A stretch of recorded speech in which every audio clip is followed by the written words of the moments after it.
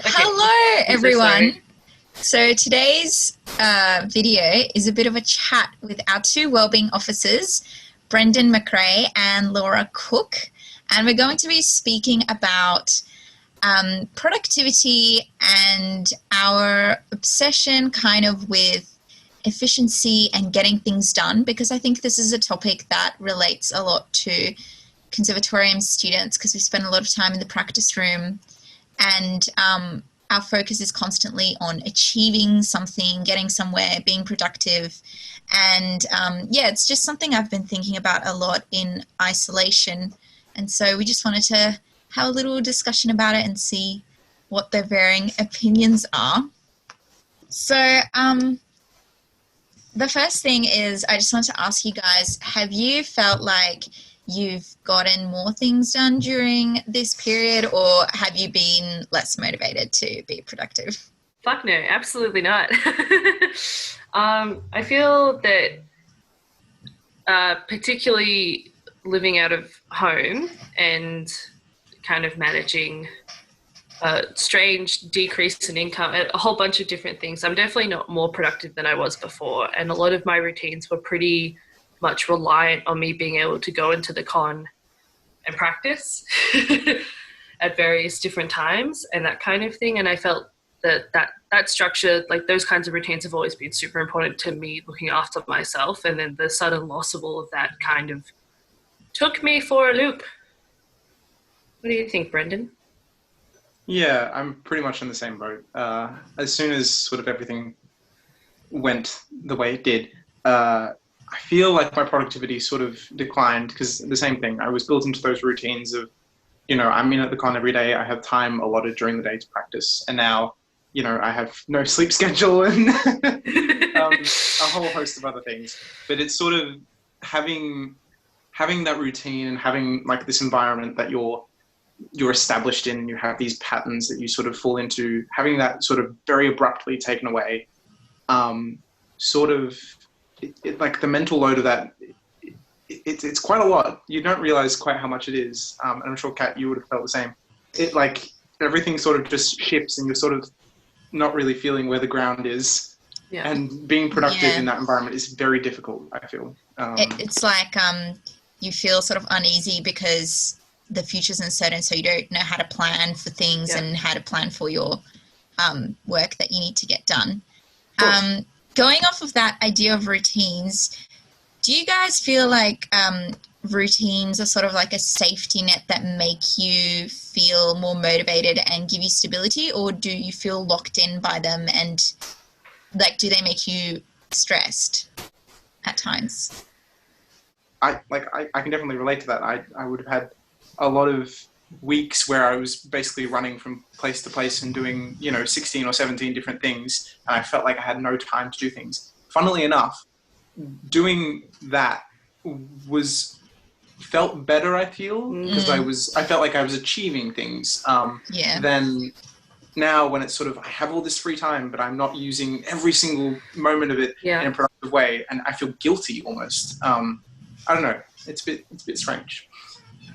Yeah, there's this, in terms of routines, I feel like it's very person dependent. Do you know what I mean? I feel like, for me at least, the steadiness of having a routine allows me to clear a lot of the clutter out of my head in terms of making decisions. I think one thing which has been spoken about a fair amount, at least in the circles that I'm moving in, about decision fatigue, where you have to make so many choices in a given day that you wouldn't have necessarily had to make before because they were kind of enforced, that now a lot more of your brain space, a lot more of your intellectual capacity is taken up with that kind of work as opposed to, being super creative and that kind of thing. And I definitely feel like, I have a terrible, terrible character flaw in that the more that I do and the more I overstack my day, the better I feel. Yeah. So I'm not satisfied with just stacking on my uni load. I'm like, no, I'm going to do this thing and I'm going to add this thing over here.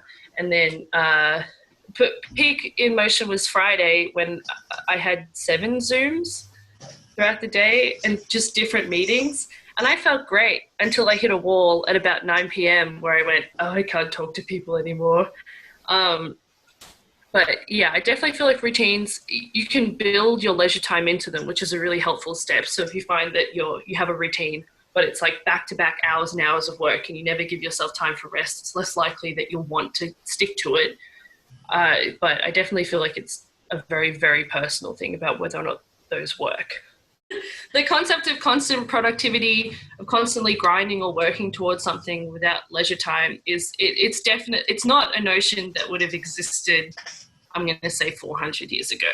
Yeah. Because the concept of this kind of work is so different. And also the heavy commercialization of music as an art form is definitely different nowadays more than ever. The constant pressure to be doing things and trying to be more creative all the time is more harmful than it is helpful to your career or your education or anything else, because you're not necessarily exploring things slowly or in a way that actually makes you enjoy what you're doing. I think that's the dangerous part about it. I feel like because we're in the unique position, we're in a community of inherently creative people. Like the work that we do is going to be creative. It's going to be music making. It's going to be something. And then so much of the narrative of isolation and lockdown is like, oh, now you have time to stretch your wings and really work on those creative projects. We're already working on those creative projects. Having to add other things on because there is an attitude of that you need to be doing something else, that really, that you really wanted to do. And it's sort of, it's funny to me. It's like we're already doing this thing that we really wanted to do. You have this creative load that's already there. So, I feel like it's important to sort of realize that and sort of go, I have my creative things. It's all, it's work, but it's creative. Finding the balance for yourself is important. Having a routine and being productive and having goals isn't necessarily bad, but it's things that you are unconscious of in that routine that you're doing that are negatively impacting your mental health, or maybe if you're putting too much on and not scheduling in like leisure time or relaxation time, that's when it kind of becomes a problem. But of course, in this capitalist society and even in our life as students, we are constantly like taught this idea that, well, you should be doing something productive with your time, you should be studying or you should be practicing. So I feel like there is this whole amount of pressure to constantly fill your time with things that you should be doing rather than things that maybe you want to be doing. I feel like there's a culture, particularly in universities, and generally when you're either just become an adult or you're in your 20s, that it's almost a faux balance. It's like a socially expected balance. Do you know what I mean? Mm-hmm. That there's this constant expectation that you should be able to have a job, making money, be getting things done in your household, be doing your uni work, be dedicated to your uni work. That's another level to it. Be pushing yourself creatively, be volunteering your time for charitable causes, be engaged in other things like politics or other hobbies. And I feel, and obviously also exercising. I don't know why that slipped my mind. But the concept of that, all of those things are just more expectations. Do you know what I mean? But that it forms this idea that I found teachers say it sometimes, the idea of having balance, but it's very much a very regimented form of balance. Do you know what I mean? Where it's just that it's actually just putting too much pressure on you to do things in a time where you don't have time for half of those things, and definitely aren't making enough money in the jobs that you're currently working to actually do that. So I was just thinking about something. I had this thought a couple of days ago where, listening to a podcast, it was dated to a while back, before everything happened. It was about like the influencer culture and how it's sort of very prevalent, particularly in people our age. And I feel I seeing things that mostly influencers have sort of shut down, not being able to do the things that they do.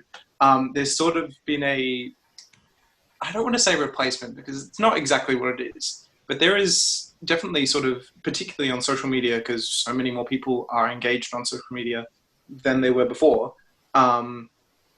There's sort of like what are you doing in isolation? Like I have a particular person who I know of who's like posting home renovation and baking projects and so many different things, and she's still working. And I'm sort of sitting there going, how does this happen? I don't understand. But it's a similar sort of thing. It's an image of what people want you to see, and it can be sort of therapeutic for the people involved. They're portraying, the positive aspects of their life, and it's giving them a sense of community that they didn't necessarily have.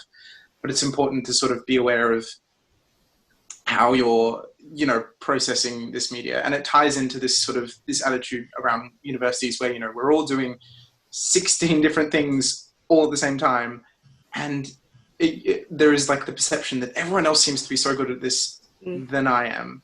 And it's not necessarily true. Are you guys will you be making any changes to your life, like post-corona or coming when things return back to normal? Because I know that a lot of people I've been talking to are sort of hesitant, and a bit afraid of things returning back to normal because they know that they're going to have to get back into that fast-paced sort of lifestyle, or at least they hold themselves to that expectation that they feel as though, okay, well, once things return back to normal, then I really have to sort of get my shit back together. So yeah, what are your thoughts on that? Moving back it's getting into a different routine. Like we were talking earlier about routines, and moving in and out of them is like a semi-traumatic event. Particularly if you're reliant on those routines for particular things. Some people may have sort of gotten to the point in this, having passed 6 weeks now, that they're in a particular daily routine and they can work through it, and that's sort of what the mental load is prepared for. And it is important to realize that none of this will change overnight we're back into it, we're doing physical classes at the con. It will be very gradual changes, which is sort of similar to how things sort of stepped in terms of, well, in a sense, but it won't sort of be as aggressive, I guess, as people would assume. It'll sort of be a reintroduction of, perhaps one-on-one lessons happen again. Teaching can occur for people who teach in person if they would like, and it's sort of, I would think that it would be a gradual sort of reintroduction of things. So there should be sort of space in there to sort of take the time to say, things are sort of, there's, more stress in my life now because there's these different things happening. But, it's as a result of things improving is important to realize as well. Yeah. I definitely relate to that. There's a few, I get the feeling that the advice I give is probably going to be pretty contradictory to how I feel in reality. Do you know what I mean? Because what I would be saying, if a friend came up and was worried about this, I would probably be going, the uni should give you time to adjust. There'll be support available if you need it. You shouldn't feel pressured to take on a full load in semester 2 if we're back to face-to-face teaching if you don't feel ready for it.